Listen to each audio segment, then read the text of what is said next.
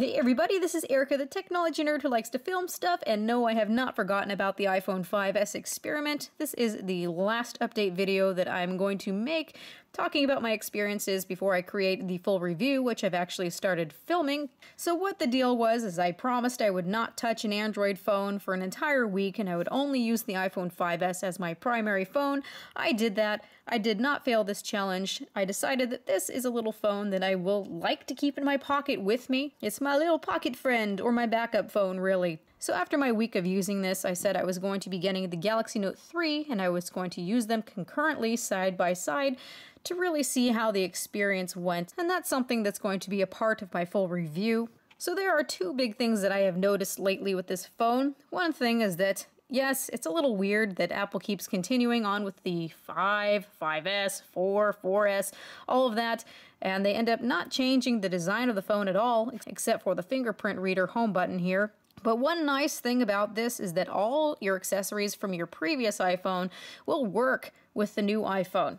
And so I went to the store today and had a complete nerd out moment and found this Survivor Case Batman Justice League of America series. I was totally ecstatic about it, but then I realized, oh yeah, this thing has a fingerprint reader and now I can't use it. I've actually really used this fingerprint reader. I think it has enhanced the experience, as I have mentioned before. So that's one thing to think about when you get an iPhone 5S versus the iPhone 5. If you want to have a very protective case, you have to pay attention to the fact that the home button may be covered up.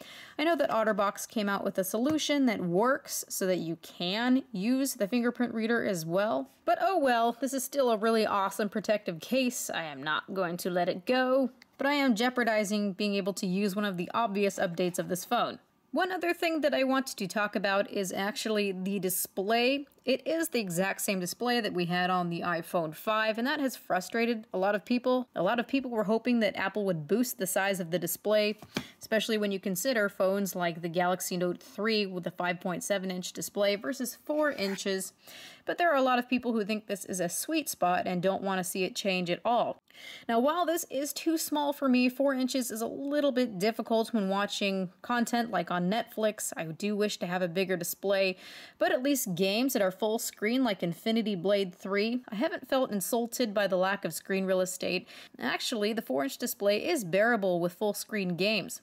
Another thing that's a joy about Apple and what they do with their displays is that they're not one of those companies who has to match AMOLED. They don't care what Samsung does. What I like is that they don't do crazy things with the calibration. They're not making shadows darker than they're supposed to be to try to give it an effect. They're not oversaturating the colors. They're not messing around with the gamma to try to make certain things pop, like make certain colors brighter in one area and other colors very dark in another area. No, Apple tries to leave it as a properly calibrated display. So yes, this is a very small display, but watching media content, if you don't mind the size of the display, is pretty ideal, and I thank Apple for that. They're the only company that I know of that's not doing these crazy things with the calibration. So still the exact same display of the iPhone 5. It's not considered HD at all, but the calibration is not bad. And if you're somebody who's very bothered by garish, terrible looking, oversaturated colors, or not exactly happy with what's going on in terms of calibration,